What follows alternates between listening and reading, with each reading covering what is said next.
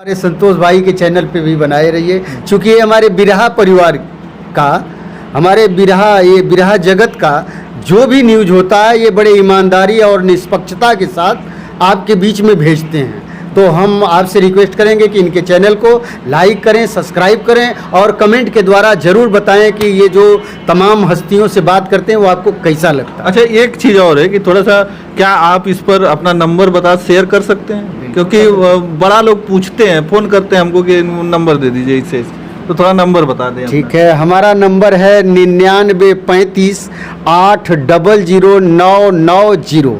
ये एक मेरा पर्सनल नंबर है और इसके अलावा कोई नंबर नहीं है। एक नंबर और यूज करते हैं, लेकिन भी कलाकार देख रहा है, अगर इनसे जो है लिखवाना चाहता है बिरहा, अगर इनसे संपर्क करना चाहता है, कुछ सीखना चाहता है तो कर सकता है इनसे संपर्क। इन्होंने नंबर हमारे शिष्यों का कार्यक्रम कराना चाहता है, जैसे नीतू राज को लेना चाहता है, अंशिका कुशवाहा को लेना चाहता है, और तमाम जो कलाकार हमारे चंद्रकिशोर पांडे जी को लेना चाहता है, रामाशीष जी को लेना चाहता है, भैयालाल पाल को, तो लोग हमसे संपर्क करते रहते हैं। वैसे भी इतना 30-35 साल में लगभग नंबर तमाम लोगों के पास पहुँच गया है, लेकिन हमारे हर श्रोता सज्जनों के पास तो नहीं है।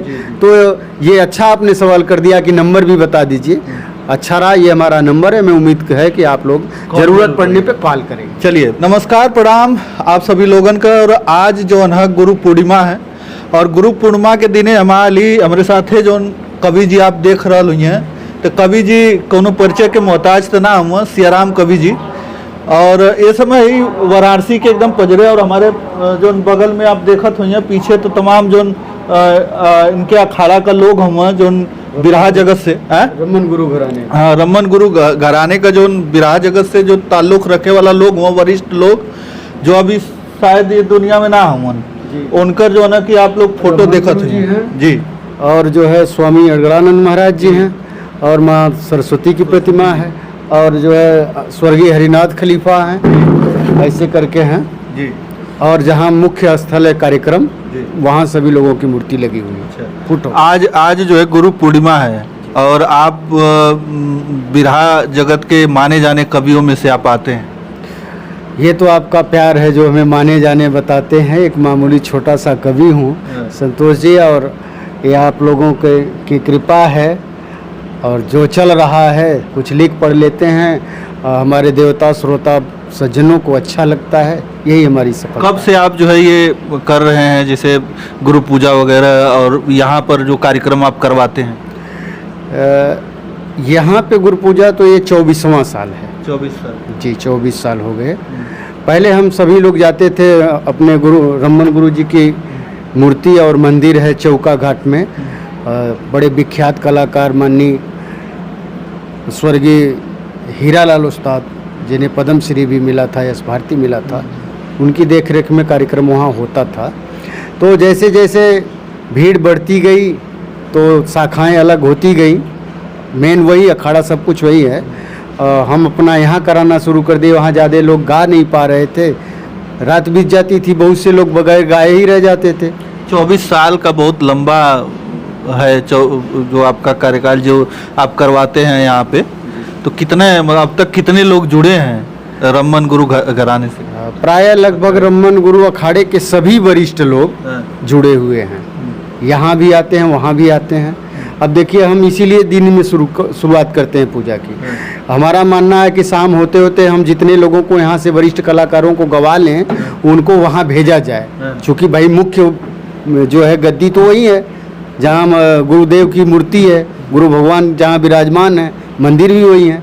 तो हम भी जाते हैं वहाँ, यहाँ से खाली होकर के रात में 2 बजे 1 बजे जब खाली होते हैं तो वहाँ जाते हैं।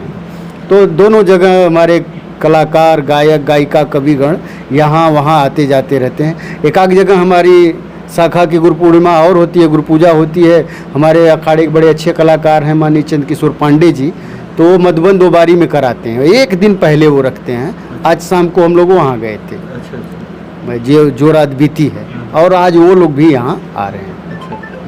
24 साल हो गए हैं। 24 साल में तमाम जो आप लोगों ने अब देखे होंगे बिरहा जगत में उतार और चढ़ाव तमाम देखे होंगे। क्या लग रहा है कि अब जो है जैसे जैसे समय बीत रहा है बिरहा जगत का और विकास हो रहा है कि कुछ लोग जैसे ना कि गाते हैं फिर छोड़ते हैं कि अरे यार अब इसमें जो है सही नहीं है, लोकगीत वगैरह गाया जाए, चर्चित हो जाएंगे, हीरो बना जाए, भोजपुरी फिल्म इंडस्ट्री में जाया जाए, इस तरीके का कुछ आपको लगता है? संतोष जी, अगर ध्यान से देखा जाए तो ये जो भी बातें आप बताए हैं कि हीरो बना जाए या भोजपुरी गाया जाए, जो ये प्रायः सभी लोग हमारे बिरहा से ही गुजरे हैं। उदाहरण हम आपको दे रहे हैं, दिनेश लाल जी का नाम आप जानते हैं, चिन्ह परिचित। जहाँ तक भोजपुरी क्या कह लिया जाए, पूरे विश्व के लोग उनको जानते हैं, बिरहा गाते थे। और हमारे आदरणीय विजय लाल जी के और आदरणीय सम्मानित प्यारे लाल कवि जी के चचेरे भाई हैं, बिरहा गाए, बिरहा से लोकगीत गाना शुरू किए, भोजपुरी गीते गाए और फिर फिल्म में तहलका मचाए, हीरो के रूप में नायक बने, गायक से नायक बने और नायक से फिर सांसद तक की सफर तय किए हैं। सांसद थे अभी, और वो भी बड़ी वीआईपी सीट से जीते थे। तो हमको लग रहा है इसी रास्ते से लोग ज़्यादा गुजरते हैं। और हमारे भोजपुरी फिल्मों में या लोकगीत में भी आप देखेंगे तो हमारी बिरहा की जो प्राचीन धुनें हैं, जो बोल हैं, उन्हीं का सहारा लेकर के उन्हीं को थोड़ा इधर उधर घुमा करके लोग परोसते हैं। हाँ, बिरहा एक प्राचीन विधा है और ये देखा भी जा रहा है कि अब की जो फिल्में आ रही हैं, जो पुराने चीज़ों को जो दिखाना चाहते हैं जो फिल्में, तो उसमें कहीं न कहीं देखा गया है कि बिरहा से जो है लिया गया ये धुनें और गाने भी बिरहा जगत के लोग भी गा रहे हैं। अभी जो है ओम प्रकाश जो यादव जी हैं बक्सर के, वो गाए थे, अभी जी गाते हैं, हमारे विजय लाल जी गाते हैं, और कुछ नए कलाकार भी हुए हैं आजकल, जो है देवालाल हैं, दीवाना हैं, ओम प्रकाश दीवाना। तो हमें खुशी है, ये सोशल मीडिया का ज़माना है, तो जितना हम लोगों के समय में संघर्ष करना पड़ता था, आजकल के युवा पीढ़ी को नहीं करना पड़ता है। उस समय तो कई कार्यक्रम करने के बाद लगभग 4-6 साल 10 साल लग जाते थे मार्केट में आने के लिए। आज तो 1-2 कार्यक्रम अगर आपने बढ़िया कर दिया तो हमारे आप जैसे यूट्यूबर साथी लोग और सोशल मीडिया के लोग इतना हैं कि कल पता चल जाएगा कि एक लड़का आया है और अच्छा गा रहा है, तो फिर नंबर वगैरह, फ़ोन नंबर आप दे ही देते हैं, तो उनको मतलब एक बड़ा रील वायरल भी होता है। बिरहा का भी बहुत रील वायरल होता है। लोग जो पहले जो गा दिया गया है, अब जो है उस पर लोग उस पर गाना बना देते हैं, तमाम चीज़ें देखने को मिल रहा है। तो ऐसा लग रहा है कि अब बिरहा जो है और प्रगति की तरफ है। जी बिल्कुल प्रगति की तरफ है। हाँ, कुछ लोग कहते हैं कि पहले जैसी भीड़ नहीं होती है, पहले जैसे सवाल जवाब नहीं होता है। परिवर्तन संसार का नियम है, इसे हमें स्वीकार करना पड़ेगा। पहले हमारे दर्शकों के पास, हमारे आपके पास, हम गायक गायिकाओं और श्रोताओं सबके पास पर्याप्त समय होता था। अब समय की कमी हो गई है, आधुनिक युग हो गया है, तकनीकी आ गई है। एक मोबाइल आप समझ लीजिए 5-7 विभाग को प्रभावित करती है। आपके पास, अगर आपके पास मोबाइल है तो आपको घड़ी की आवश्यकता नहीं है, काम चला देगी। टेलीविज़न की आवश्यकता नहीं है, काम चला देगी। कहीं हिताई नताई जो जाते थे हाल चाल लेने के लिए, 1-2 दिन हम रहते थे, वो भी काम खत्म हो गया। कैलकुलेटर का भी काम कर लेंगे, मतलब दसों काम, अनेकों काम कह लिया जाए, एक मोबाइल कर लेती है। तो हमारे वो सिस्टम हमारे बिरहा में भी लागू होता है। हमारे श्रोता हमको लाइव देखते हैं कि आज बिहार में हम कार्यक्रम दे रहे हैं, किसके साथ हो रहा है, और वो कमेंट भी करते हैं कि थोड़ा बगल वाले कलाकार को दिखाइए। और जमाना डिजिटल हुआ तो श्रोतागण भले ही भीड़ ना हो, लेकिन श्रोता बढ़े हैं। कुछ लोग मोबाइल पर देख लेते हैं और कुछ लोग जो है लाइव वहाँ पे देखते जी। तो हम ये कतई मूल्यांकन नहीं करेंगे कि हमारे कार्यक्रम में भीड़ कम आ रही है। कार्यक्रम में हमारे 1000 भीड़ आ रही है, उस जमाने में 10,000 जाती थी, तो हम इस समय 1 लाख उसको मान करके चले। चूँकि हमारे 70-80 हज़ार श्रोता तो मोबाइल से देख रहे हैं, वो बैठे बैठे वहीं से देख रहे हैं। कुछ लोग लाइव देख रहे हैं, कुछ लोग आप लोगों के माध्यम से सुबह पूरा कार्यक्रम देख लेते हैं। अच्छा, हम चाहेंगे कि मतलब कुछ आपने लिखा हो बदलते जमाने के तरफ, बदलते बिरहा का स्वरूप, 2 लाइन का कुछ ऐसा कुछ लिखा हो। हमने बहुत परिवर्तन पे बहुत कुछ लिखा, बदलते हुए। अब एक हमको याद आ गया, हमने लिखा है कि जब से विकास हो गया। देखिए, अगर हमें कोई चीज़ से बहुत फ़ायदा है तकनीकी से, तो कुछ न कुछ नुकसान भी है। जब ले विकास हो गई ना, शर्म सभ्यता का भइले नाश हो, जब ले विकास हो गया, थोड़ा हमारा समाज खुल गया है। और उसको कभी कभी अश्लीलता भी हम कह सकते हैं, कुछ ज़्यादा ही हो जाता है, मंच पे हो जाता है। इसके खिलाफ हम, इतना नहीं होना चाहिए, तो उसी पे वो हम लिखे। एक चीज़ और देखा जा रहा है, जैसे सोशल मीडिया जब से आया है लोग कुछ लोग कहते हैं, जो बूढ़े बुजुर्ग लोग हैं वो कहते हैं कि पहले जो है नाच हुआ करता था तो लोग जाते थे देखने के लिए, अब तो घर घर में नाचने वाली हो गई है, घर की बहुएं नाच नाच कर जो है मोबाइल में अब वीडियो बना के भेज रही हैं। आप खुद देखिए, आप हम लोगों के बचपन में भी देखे होंगे कि अगर बारात वगैरह में डीजे या कोई बाजा बज रहा है तो शुभ होने के लिए जबरी लोग ठेलते थे कि भाई एक आध लोग कुछ नाच उच दें, शुभ हो जाए। उनको कोई नाचता नहीं था, जबरी उसमें धकेला जाता था। आज स्थिति यह है कि जबरी उनसे उन बाजा के बीच वालों से खींचा जा रहा है। 20 ठो नाच रहे हैं, उनको जबरी खींचा जा रहा है कि भैया मत नाचो, और भी काम है, समय यही हो जाएगा बहुत। और डिस्टर्ब भी होता है, बारात वगैरह तो लगने में 4-5 घंटा लग जा रहा है। 9 बजे 8 बजे बारात शुरू हो रही है, 1 बजे तक ये लोग नाच रहे हैं, कहीं कहीं तो मारपीट की भी नौबत आ जा रही है। तो अब इसको एक तरह से शान शौकत जोड़ रहे हैं। पहले हमारे बुजुर्ग लोग सोचते थे कि हमारी माताएं बने नाचेंगी, समाज में डर भय पैदा होता था, इतना उनका अनुशासन था। आजकल के जो है लोग सोचते हैं कि अरे थोड़ा सा नाच लें तो अच्छा है, मतलब उनको ये लगता है कि घर में भी रील बना रहे हैं मोबाइल पे नाच के। जी जी बिल्कुल, हम उनके खिलाफ भी नहीं है, लेकिन एक पारदर्शिता हो, उसमें एक संदेश हो। रील में भी हम देखे हैं कई हमारे अवध क्षेत्र की गायिकाएँ हैं और उनका बड़ा अच्छा लगता है हमको, हम खुद उनका सुनते हैं। अवधी गारी हुई और पारंपरिक विधाएँ कजरी हुई, जो भी हमारी पारंपरिक कला है उनको वो रील भी बनाती है ऐसे लोकगीत के माध्यम से। अच्छा, अभी जो है अभी कोई ऐसा आपने लिखा हो जो इस समय बहुत हिट हुआ हो, बिरहा हो या कोई ऐसे गीत है?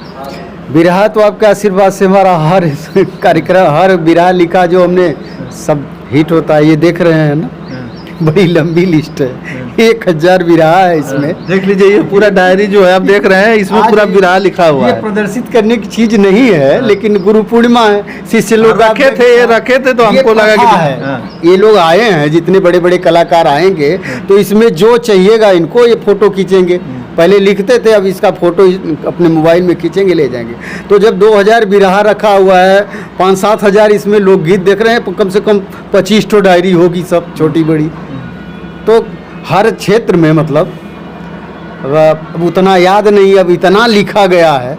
अभी आपने कहा है तो अब एक नई घटना घटी है जो ऐसा नहीं होना चाहिए, बड़ा दुख के साथ कहना पड़ रहा है। आपकी ये नंदगंज की घटना, जो आवारे बेटे ने अपने माता पिता और भाई की हत्या किया है एक प्रेमिका के चक्कर में, वो आज मार्केट में भी है कैसेट। भैया लाल पाल गाए हैं और नीतूराज गाई हैं और कई गायक गायिका उसको गाए हैं। बड़ी विडम्बना इस समय ये हो गई है कि एक पहले के कलाकार कवि लोग एक बिरहा लिख देते थे तो 3-4 लोग गा लेते थे। ये भी आभास नहीं हो पाता था, कभी कभी मिलने पे होता था कि अरे यार इसको हम भी गाते हैं। आज तो आप एक कलाकार को देंगे तो उस कहानी को फिर लिखना है तो दोबारा फिर से लिखना होगा, बड़ा मेहनत करना, क्योंकि अब जो है सोशल मीडिया पे कॉपीराइट वाला सिस्टम। वो गाए और गाते समय ही लाइव आ गए, लोगों ने कह दिया अरे कवि जी ये वाला तो भैया लाल पाल गाए हैं। हाँ भाई गाए हैं, तो उसी वाला वही कांड हमको भी चाहिए, थोड़ा बदल करके, अलग से होता है, तो बड़ा मेहनत करना पड़ता है। हम समझते हैं कि एक कहानी को 2 बार 3 बार लिखना ज़्यादा कठिन काम है। एक बार तो अब मतलब वो लिखना भी अब बहुत कठिन हो गया, बहुत पहले से। हाँ कठिन हो गया। चर्चित घटनाएं जैसे हाथरस कांड या कोई जो चर्चित घटना है उसको हमारे जैसे बहुत से कवि हैं जिनको 4-5 बार लिखना है। एक ही कहानी को 4-5 कलाकारों के लिए 4-5 बार लिखा जा रहा है, ये स्थिति हो गई। पहले एक बार लिख करके उसी एक बिरहा को हम 10 कलाकारों में बांट देते थे, काम चल जाता था, श्रोता भी नहीं जान पाते थे भाई एक गोरखपुर में गा रहे हैं, एक सोनभद्र में गा रहे हैं, एक बिहार में गा रहे हैं, एक बॉम्बे गा रहे हैं, कोई दिल्ली गा रहा है, पता नहीं चलता था। तो हमें कम मेहनत करना पड़ता था और उसी में कवि की सब वाहवाही करते थे कि भाई कवि जी लिखे हैं लिखे हैं। अब तो एक लिख दिए तो कवि जी तो वो गाते हैं, हमारे लिए बदलिए ना इसको, ये समस्या है ये। चलिए, हमारे साथ सियाराम कवि जी थे जो रमन अखाड़े से बिलोंग करते हैं और तमाम बातें हुई। आज गुरु पूर्णिमा थी तो हम पहुंचे थे यहाँ पर। आप लोग कमेंट करके बताइएगा कि कैसा लगा, इनकी बातों से आप कितना सहमत है और तमाम बातें हैं। आप भी अपनी प्रतिक्रियाएं कमेंट में हमें जरूर बताइएगा। धन्यवाद।